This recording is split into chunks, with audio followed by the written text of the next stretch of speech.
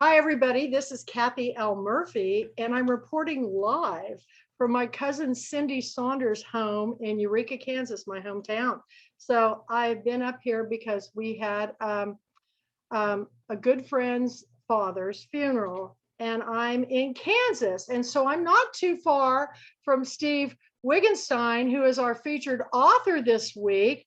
And so I'm going to introduce you, and he's going to tell you a little bit about his wonderful collection that's winning all these awards. And so, Steve, take it away. Thank you, Kathy. It's good to see you again. I really enjoyed the last time I was down in Texas for the girlfriend weekend, and I'm really looking forward to being there again as soon as I get the opportunity and we have live human beings and all that sort of stuff again. Uh, and thanks for having me this week. It's been fun so far. I'm really enjoying putting up some Facebook postings and responding to folks. Um, and also for selecting Scattered Lights, which I'll just hold it up here to show you all. This is my short story collection, and it's a bonus selection for November. And just to give you a kind of an overview of it, it is a collection of short stories. I grew up in the Missouri Ozarks, as I said on Facebook yesterday, and most of these stories are set there, mainly just because that's my home region.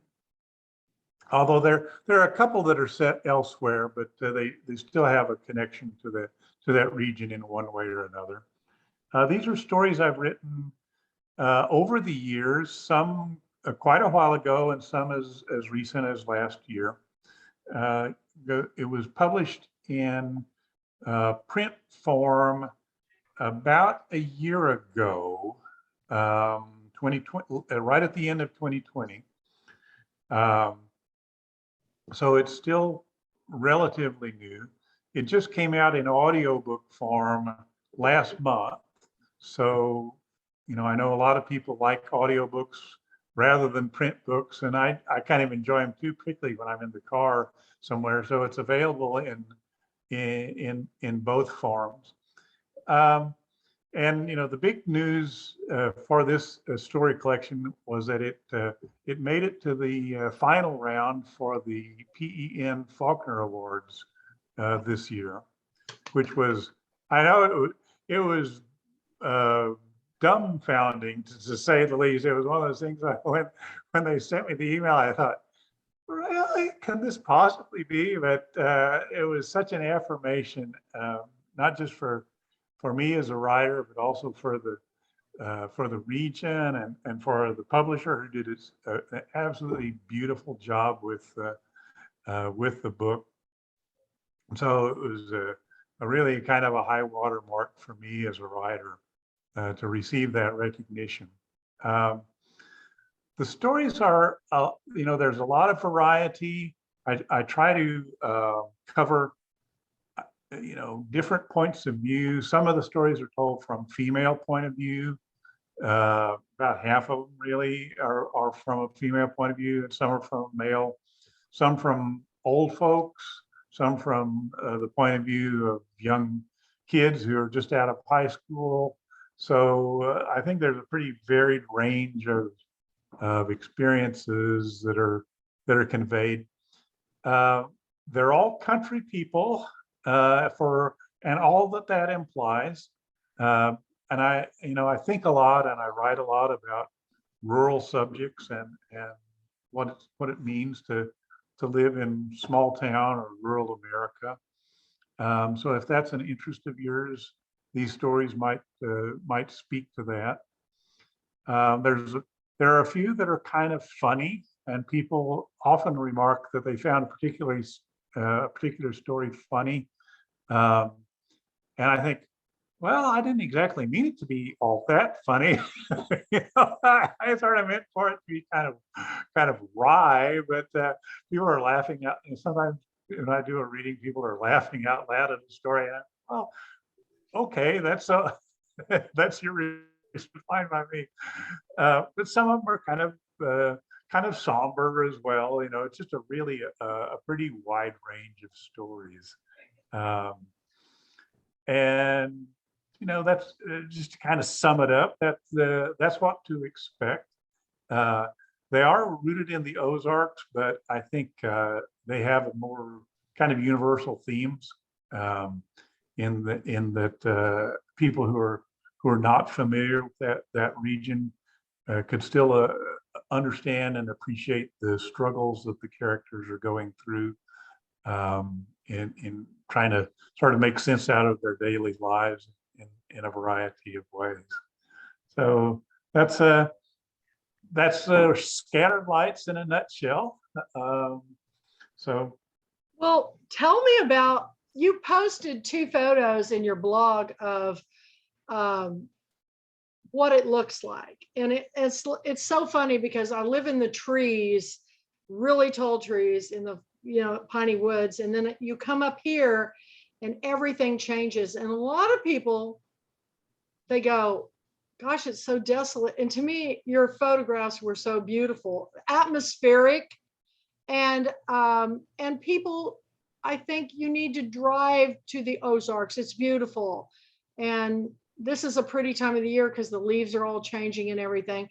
But this aspect, you're writing country and rural, which is an interesting topic because I think it's often overlooked that it's not as important that if you're from a big city but some of the most beautiful writing or the things that I've enjoyed the most have been the To Kill a Mockingbird, and even John Grisham's The Painted House was my favorite of everything he wrote. Why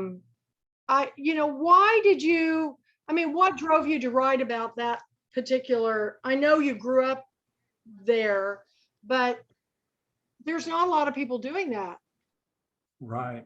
Well, you know, I grew up in the country, but also, you know, it's not just because I grew up there. I do think that, you know, so much of American literature comes from agricultural and rural roots. I've been reading Walden. I generally read Walden once a year, and so I'm back reading Walden again. And you know, Thoreau is so in touch with nature and is such a precise observer of nature. And of course, if you read Walt Whitman, you know, everything, a lot of his metaphors and his inspiration comes out of agriculture and you know, the world of growing things and I, you know, I think we're in modern society, we're getting more and more detached from that, Right. which is kind of to our detriment, really, in that if we don't stay in touch with the natural world and with the environment that surrounds us, you know, we really risk kind of becoming detached from a really important aspect of life. And so, you know, I think writing about country things and writing about rural people, even for audiences that don't have anything to do with that, is worthwhile. You know, because it's what so much of the American experience is built on. So I you know, I think it's performing a really useful examination, and of course, country people, rural people tend to get stereotyped pretty rapidly, and I'll try to restore some complexity to that view of things as well.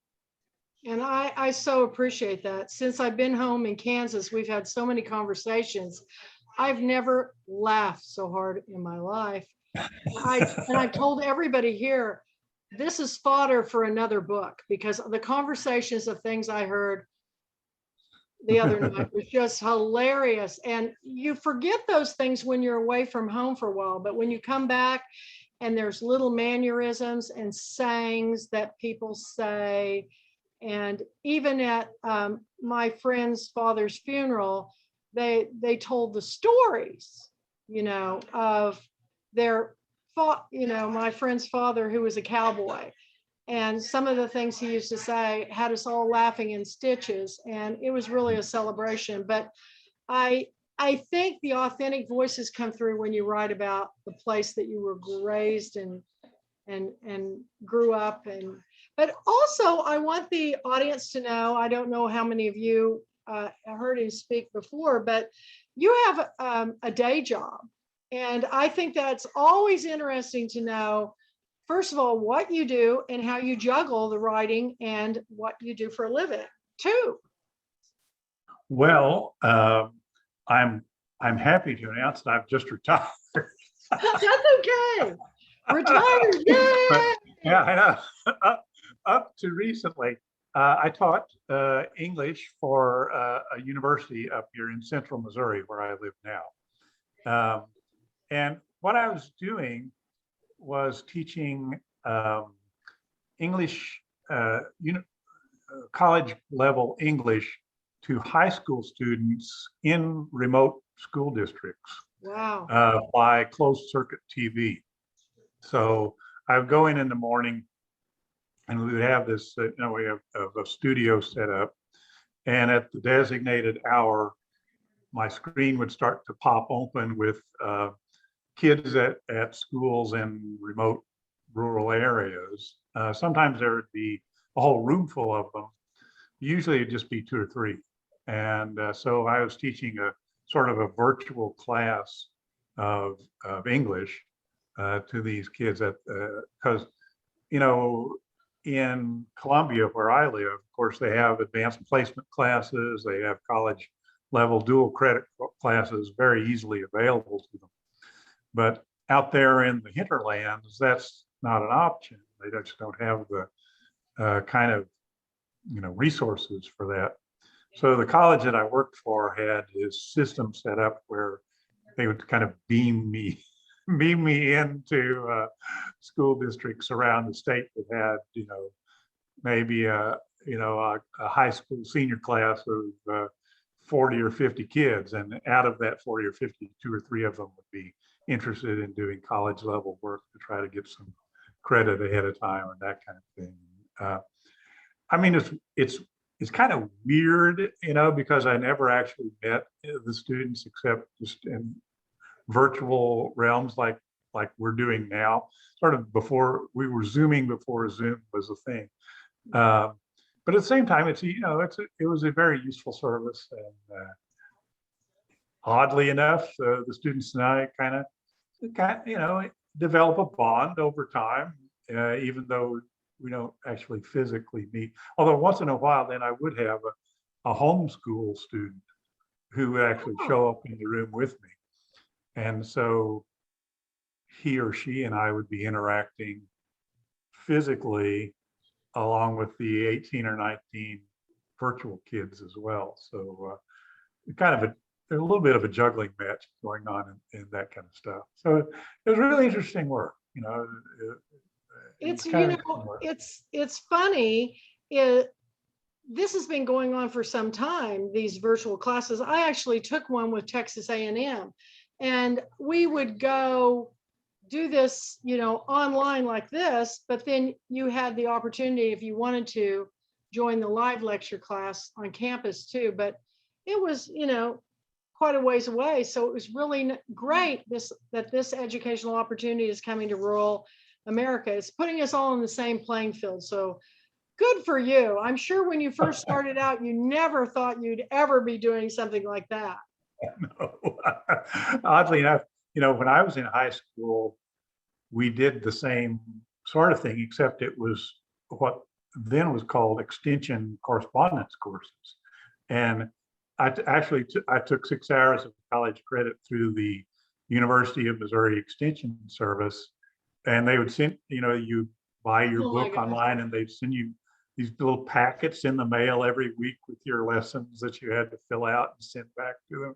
So, it was a lot more cumbersome back then, but now it was instantaneous, and I would be able to give students immediate feedback, and we would be able to talk back and forth, unlike back in the old correspondence class days when it would take a week to get your your stuff sent back and forth.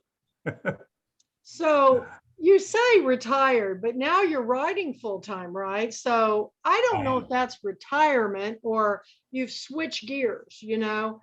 Yeah. What is the process of your writing on each day? Well, when I was working, I would get up real early in the mornings and try to write for a couple hours before I left for work. And that's always been good for me because I tend to wake up early anyway, and you feel fresh and kind of creative in the morning. And so lots of times it would just me sitting in the dark with a cup of coffee and my laptop, and you kind of fall into the story or wherever you left it the previous day. Now that I don't have to get up and go to work, basically I just do the same thing, except that I don't have to quit. And, and I'll carry on a little farther into the day. Although usually by the time mid-morning comes around, I've got other things that I have to do too. So and still that early morning for me is a really creative time. And so you have that honeydew list too. You have to keep. That's right. That's great. You know how it is when you first get up, you're still sort of about halfway in the dream state, and there's a kind of a borderline between the sleep and the wake, and I find that's really kind of useful to be creative in. Yeah. So what are you working on now? Have you got a new work in progress? I do. In fact, I'm doing edits on the manuscript at this point. You'll remember that when I was down there, I had just come out with my third novel, The Language of Trees, which was set in the late 1880s in the Ozarks. And so this one is a follow-on to that. Oh. But it's now that I've moved ahead about 15 years. The setting is 1903, 1904. And some of the villagers from that book remain. They've obviously gotten older, but we have a lot of new characters in this story too. And that particular year is significant for me as a Missourian because it was the year of the World's Fair, the Great St. Louis World's Fair. Absolutely. So, I've been doing a ton of research about the World's Fair and what it meant and how it was, intended and perceived. And so about half of the book takes place up in St. Louis during the World's Fair, and then the other half takes place back in the Ozarks. So the characters are kind of shifting location a little bit, and they're experiencing things at a little bit more modern level. Were you ever able to attend a World's Fair? The closest I ever got, my brother lives in Knoxville, Tennessee. Oh, yeah. And Knoxville had the World's Fair in 1976. Right. But he didn't move there until the 80s. But I remember going to visit my brother in Knoxville, and he would take me to the old World's Fairgrounds, which still existed at that time. But they were, of course, the thing about World's Fairs is that they're meant to be temporary. Right. And, for example, the St. Louis World's Fair, there's only one building that's left from the World's Fair that's still there. There are a couple of buildings that were sort of dismantled and taken somewhere else. But essentially the whole thing is put up and only intended to last, 8 months or 9 months or however long the fair is going to be going on. And then it's like, well, let it collapse, And the same was true of Knoxville. They built this big sort of Space Needle thing, but everything else was like left to deteriorate. So if you go to a World's Fair the year after or a few years after it's over with, it's kind of a depressing sight because everything is abandoned and falling down and that sort of thing. I'm not even sure whether anything's left in Knoxville nowadays from That's interesting. I went to the World's Fair when it was in New Orleans. And Okay. it was incredible. And they still have some of it still there. But are they still doing the World's Fair?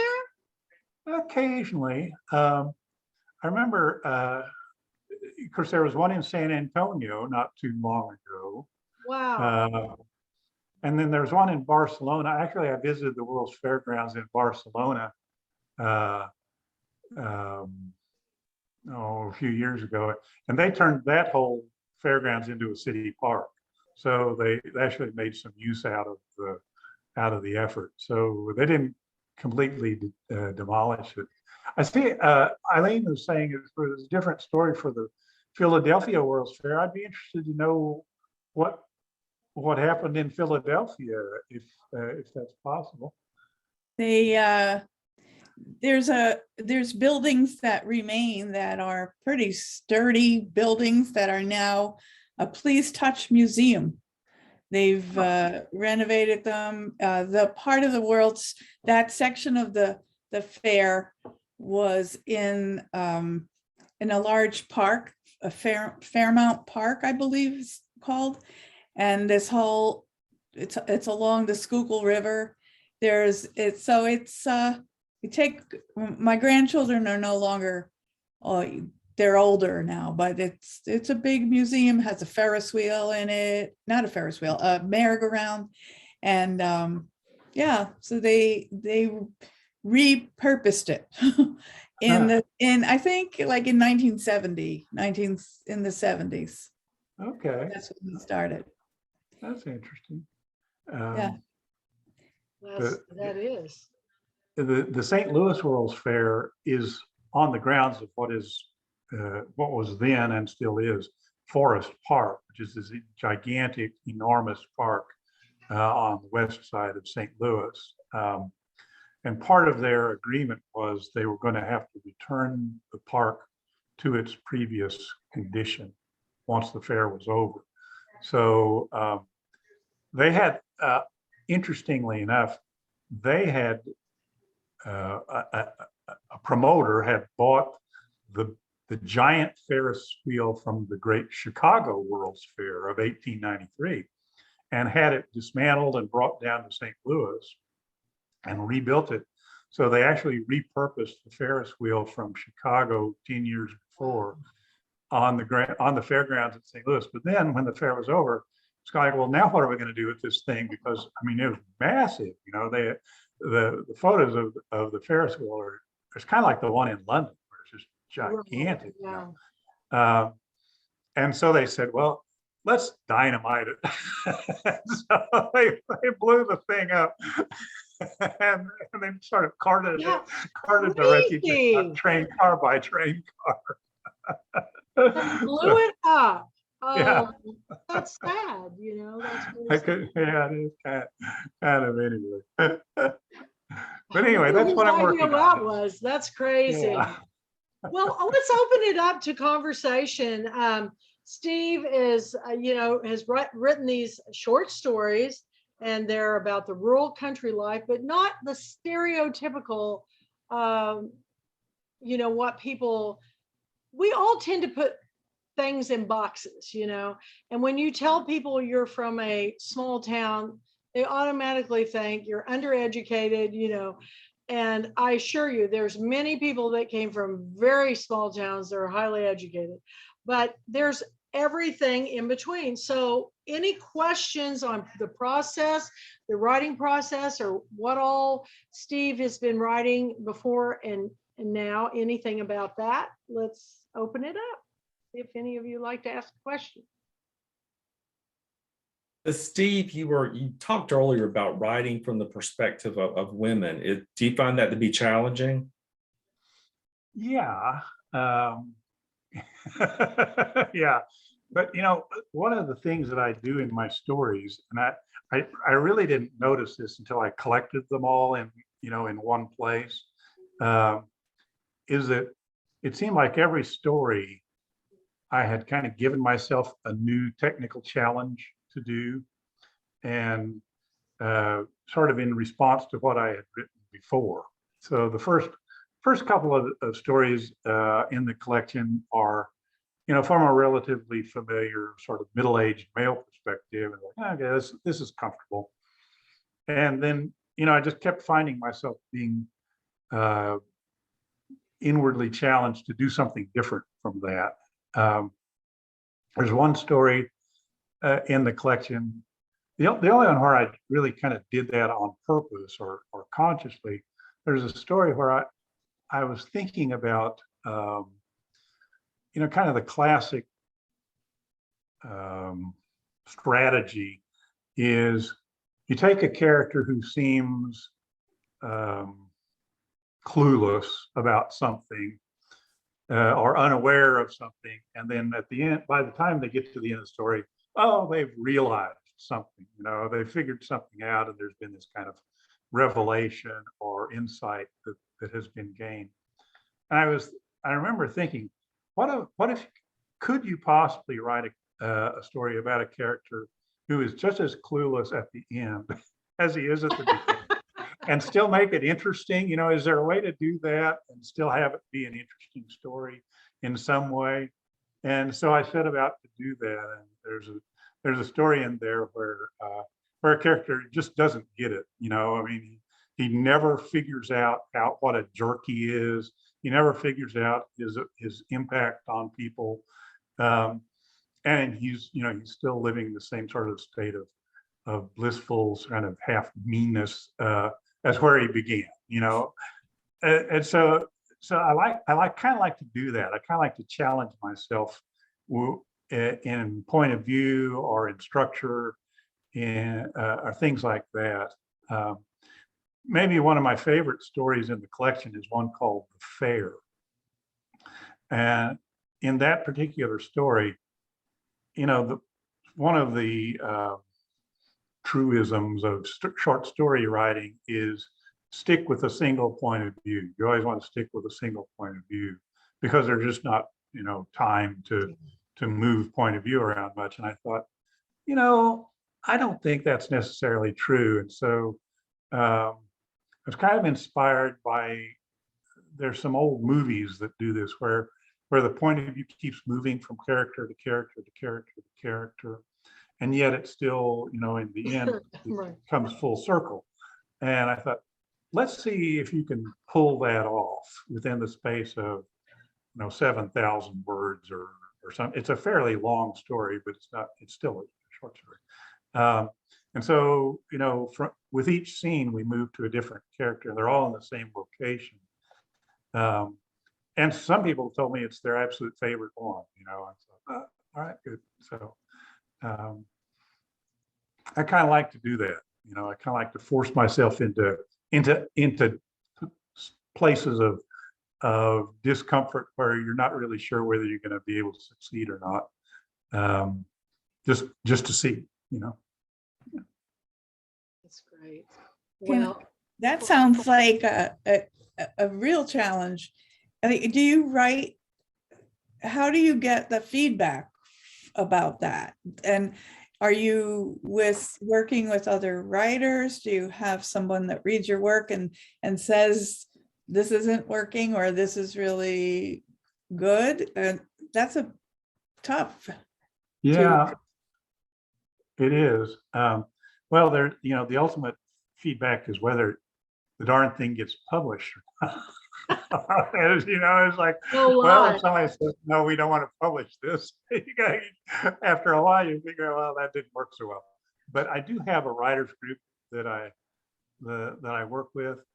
And also Scattered Lights had the advantage of having a really thoughtful and careful editor. The gentleman who published, who runs the press, edited the manuscript, and he really worked it over. And I really give Phil Howerton, who was the editor, a ton of credit, because I said this when we had the Penn Faulkner ceremony back in May. I said, this book would not have made it to this moment without Phil Howerton's editing on it, because when I sent it to him, it was nowhere near as good a manuscript as it was as when he finally said, okay, I think we're ready to go. Because he took several of these stories really down to the joists and rafters, and told me, that's not working right. So having a really good editor, I think, makes a ton of difference in terms of that kind of feedback. That's a great observation. So what did he think about that story? He liked it. Yeah, he Was liked he? it. Yeah. But he also said, he recommended a few things to it as well, and like, oh, I'm sorry, Randy, I just noticed the ham costume behind you. You know what that's Speaking from, of- don't you? Like Kathy was just talking about To Kill a Mockingbird earlier. It's like, look, there it is, the original ham costume. Anyway, yeah, he made changes in it, or recommended changes in it, even so. But he's always willing to kind of go there with the story. That's wonderful to have that kind of relationship. Now I'm trying to remember, are all your books published by the same publisher? No, the novels are all published by a company called Amphore Publishing Group, which is headquartered in St. Louis, but they don't do short story collections. And it's like we do novels, and we don't do story collections. And so the Scattered Lights was published by a company called Corner Post Press, which was a new kind of a startup press. And I have to say, I couldn't have been happier with them. They just did a wonderful job. Good to know, everybody. So, and of all the writing, which do you like writing the best, the short story or the novel? Right now, I'd have to say short stories, because I'm so tired of this novel. I've been working on this novel for years. Like, I got the manuscript done. I'm editing and polishing it, and so I can sort of see the finish line. But at a certain point, you have to say, I'm really getting tired of this book. I want to be done with it. Now, when I'm starting out, it's like, oh, it's so exciting. You have this grand thing. In terms of gratification, I think ultimately, for me anyway, writing a novel is more gratifying in the sort of long range, because you can really dive deep into characters and situations and really explore them in a thorough way. The thing that's fun or exciting about short story writing, though, is the need for compression, and that you really don't have much time to make things happen. And it's kind of like the difference between writing a sonata and a symphony. It's like every note has to count. In a short story, there's no room for anything slack, and you really have to concentrate everything very, very intensely, and that has a lot of appeal. I have to say, there's a great deal of appeal to that, to really bear in, and like every gesture has to mean something, and every tossed off phrase has to mean something. It's kind of it's kind of neat to work at that intense a level. So each one has different kind of pleasures for me, or satisfactions for me. That's great. It kind of reminds me of when I was back in Kansas as a kid. I used to make my own clothes, and I was so excited cutting out the fabric, and then by the time I finished making it, I was sick of it. Yeah, I exactly. didn't want to wear it. I'd seen it every day for weeks. So yeah, I understand that. And then like your book is like making a quilt. I mean, Yeah. Piecing on, and then when you get it done, it's like, whoa, that's very interesting. I'm I think is this a painting behind you that you've got in your office, or? No, that's just a fabric wall hanging. Oh, wow. It kind of reminds me yeah. of a quilt. Yeah. Well, and I think your analogy of a quilt is really well taken there, because every time I see a quilt, I think, oh, what a magnificent thing that is. You see a finished quilt. It's just a glorious thing to look at. And then you think, oh my gosh, the hours that went into that, Real. the amount of effort and trouble that it took to pick out the fabrics, to figure out the design, to piece the darn thing, to put it on backing, quilt it, is so immense, that I think, oh, I could never do that. There's no way I would ever have patience to put together a quilt. But then you think, well, it's the kind of same as writing a book. You don't do it all at once. You do it in little tiny bits over a long period of time. When you finish your book, how often do you go back and reread it? Well, I mean, between finishing and submitting for publication, 6 or 7 times, and you're working on it all the time, that kind of thing. Once it gets published,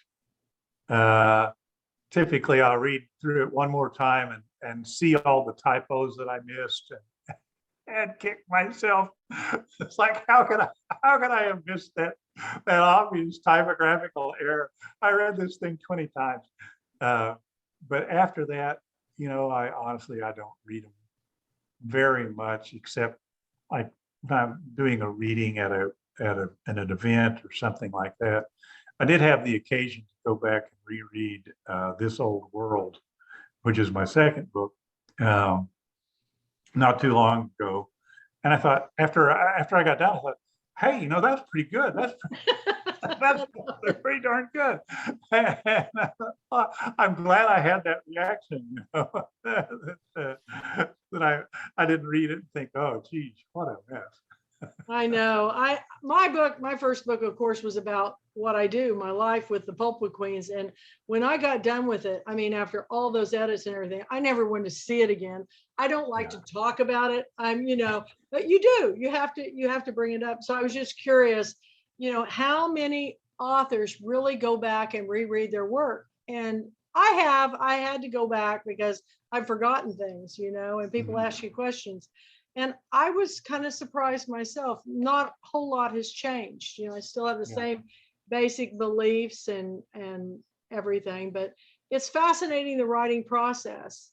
So does your wife write also? Or does she read your books? She does. She reads and edits my stuff very, very well too. She's my first reader and a very skilled editor, and her editing is more of the sort of thing where she'll read a chapter and she'll just say, that character, I don't believe that character, something's the matter with that character or something like that. She can kind of put her finger on spots that are squishy and soft or untrue pretty quickly. And well, that's wonderful to have that kind of support. Yeah, that's really great. So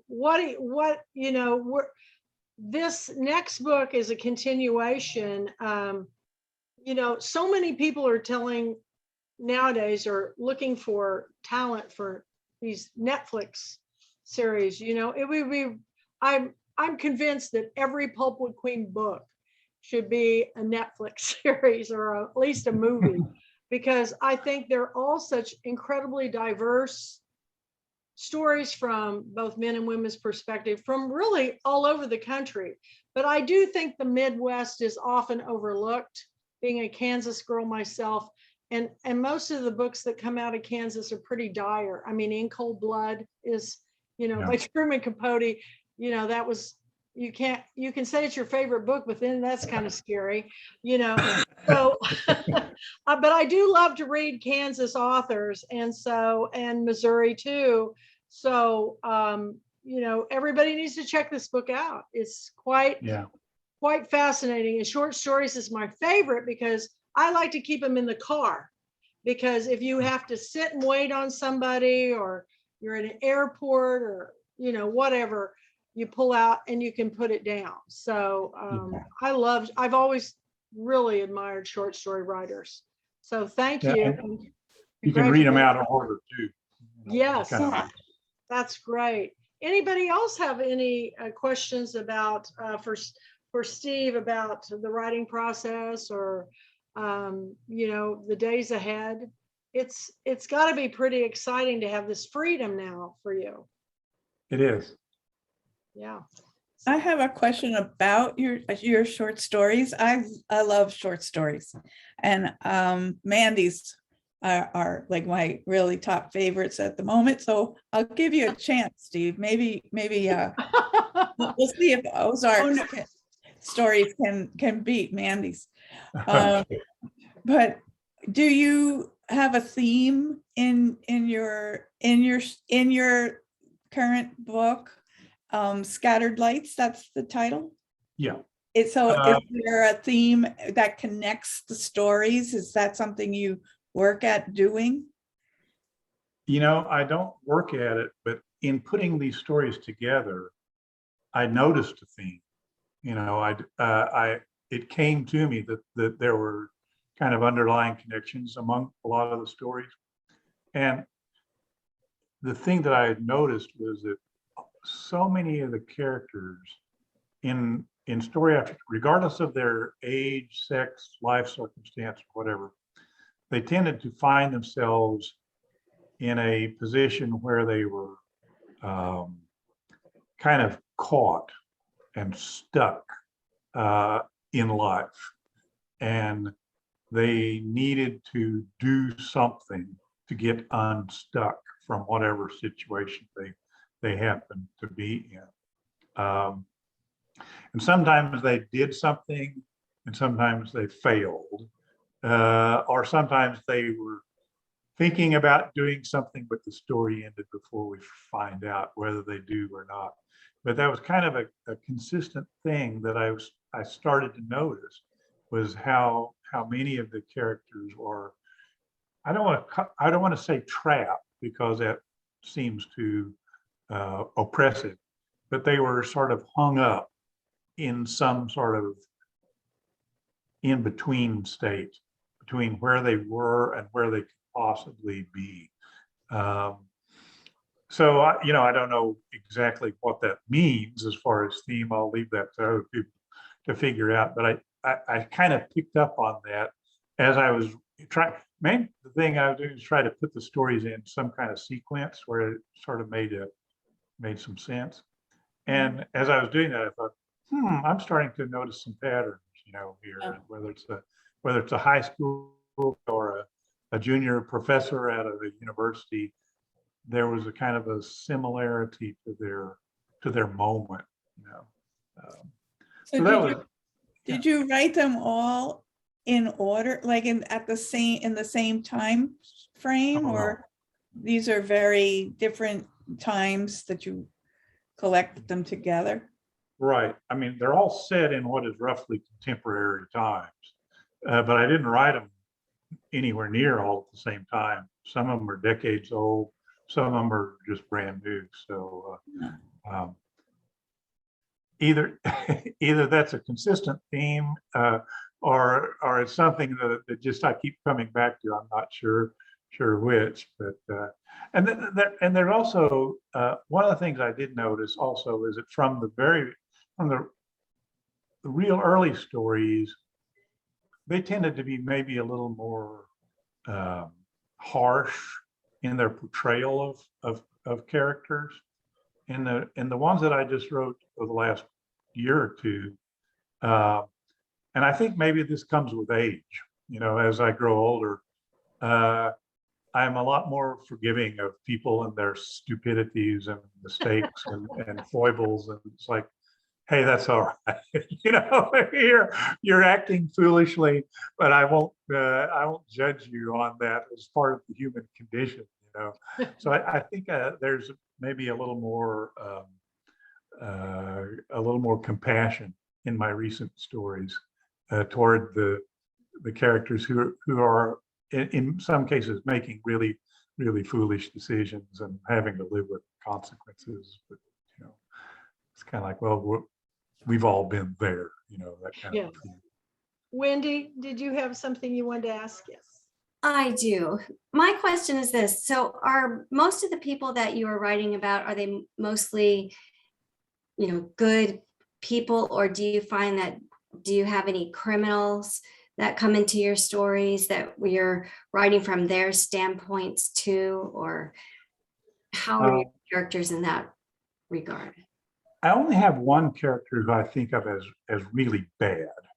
And this is the one I was talking about earlier, who doesn't understand himself. He's just sort of predatory and mean. And he never realizes how predatory and mean he is. A lot of the characters are thoroughly misguided in one way or another. They're, troubled, I guess would be the word. There's one good, I have one good criminal. When people think about the Ozarks, they often think of Ozark, the TV series, which is of course filled with criminals. And I don't have any criminals of that level of criminality. My guy in one of these stories is a kind of a petty criminal. He's a thief, and he gets caught. But even he is trying to do something right for his son, who is sort of the collateral damage of his criminality. So he's a criminal, but he's not thoroughgoing bad in that sort of sense. He's trying to figure out a way to be beneficial to his unfortunate son. So beyond that, no, they're mostly good people. Yeah. They're messed up, but they're good. I want to ask you who some of your favorite writers are. When I read your stories, I'm also reminded, have you ever read any Larry Brown books? You need to, if you haven't read any. No, I haven't. Father and Son, wonderful author, or Daniel Woodrell, who does country noir. Man, his books are great too. Who do you like to read? Well, I read his books because he's a fellow Ozarker too. He lives in West Plains, which is actually the town where Corner Post Press is located, West Plains, Missouri, which is kind of an odd sort of coincidence. I'm a big fan. There's some what we think of as kind of regional writers, like Ivan Doig, who's the Montana writer. I just love his work. I really like Ivan Doig's work. And I think it's kind of the same reason, that calls to me is that he has such a profound sense of place that is really, wonderful to read. Lately, I've just been kind of reading around lately. I haven't got any things that I've been particularly clustering up or reading. Have you read any Richard Powers? Oh yeah, Richard Powers is he's a really interesting writer. He operates on a kind of a different wavelength than I do. So I sometimes, I'll read his book and think, okay, I didn't quite get that, but I recognize it at the same time. It's like, well, that's a really powerful book, even though it didn't necessarily speak to me. I read, and this is a leap, but I really liked Lucy Thorpe's book, The Knockout Queen, which was I came don't out know last that. year. Well, she's from Los Angeles, and so she writes in a total different milieu than I write.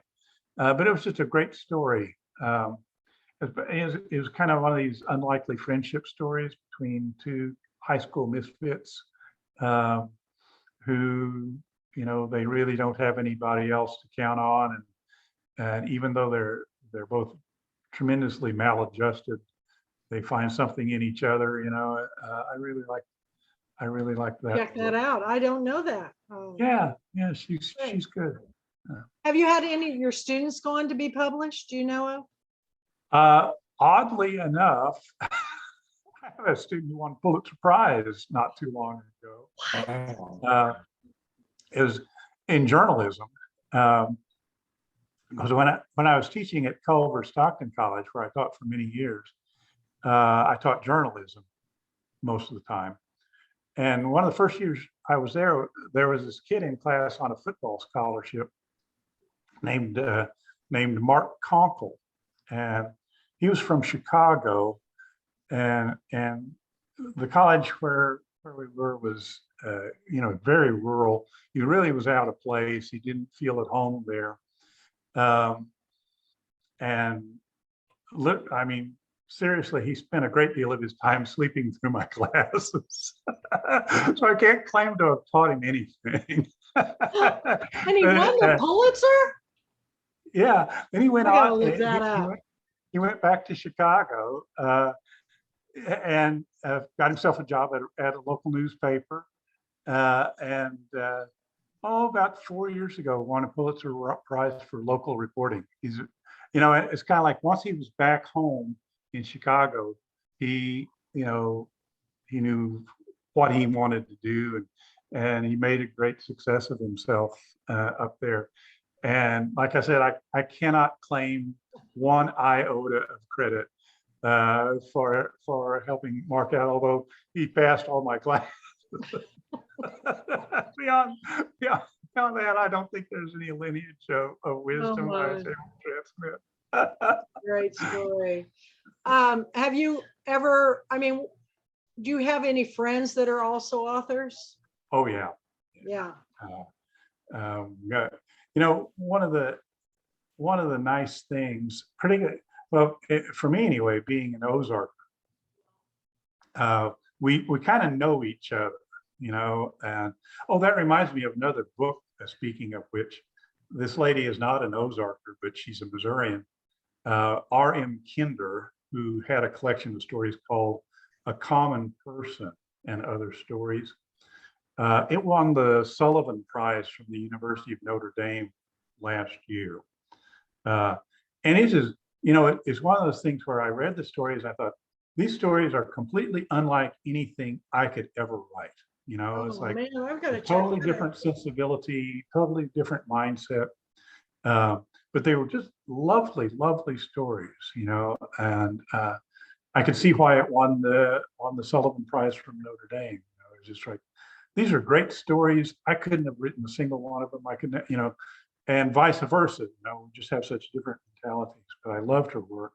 And then before her, the writer who won that same prize the previous year was a guy named John Moore, who lives in Oklahoma, with a really nice, wonderful collection of stories called Down Along the Piney, who's I connected with a lot more personally because he writes about rural people too, country folks and that. And I know John is he's out there working on something. I see him once a year, twice a year, something like that.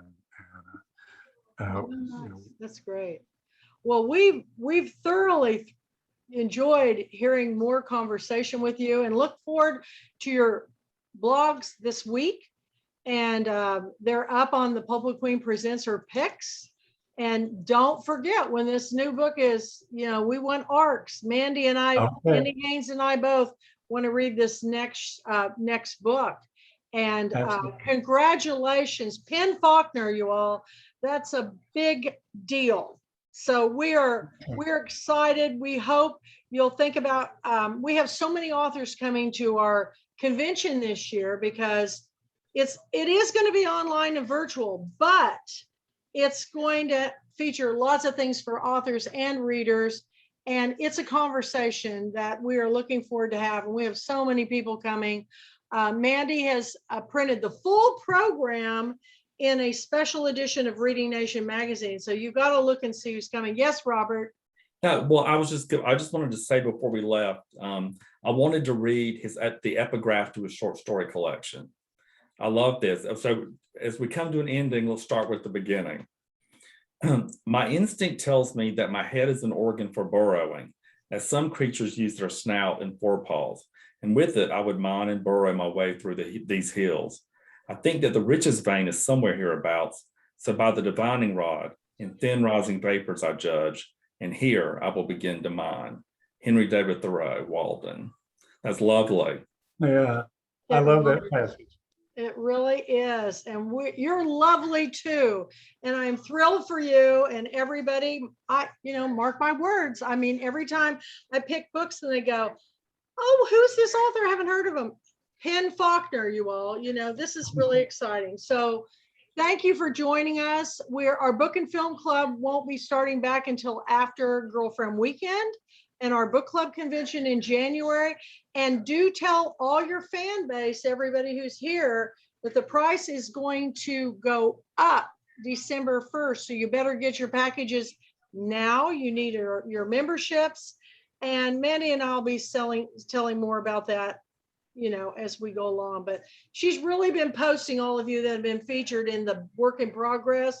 It's amazing, Mandy. This book is going to be amazing. And I've been passing out postcards everywhere here in my hometown and saying, you've got to read this book. This is going to be great. So thank you for joining us, Steve. And we wish you the best and many, many awards to come. Okay. Thank you. I've got something to post on our Facebook page tomorrow. So be sure to come back to the Facebook page. Join the conversation. This is a wonderful opportunity to learn. And maybe in the future, we could get you to do a presentation for a writers club because you would be perfect. Yeah, Eileen, don't you think you'd be great? Eileen's going to be next for a writers club, November 21st, right? Coming up for a workshop. Yes. This Saturday. This Saturday. It's usually the second Saturday every month, we have one of our authors mentor to other writers and authors. And, we are really excited. So this Saturday, 10 o'clock a.m. Central Standard Time, Mandy will put out the Zoom link. It's, we've got these on a perpetual calendar now. So hopefully we'll keep I don't have a Zoom link for those. People have to email you, but it's on the calendar of events with the description of. I'll get it out there for everybody this Saturday. So thank you, Steve. I'm certainly enjoying your post. Tell your lovely wife hi from me and keep wearing that tiara, okay? Okay, bye. Bye from Eureka, Kansas, y'all, my hometown. See y'all later. Bye. Bye, everybody. Bye, everybody. Thanks for coming.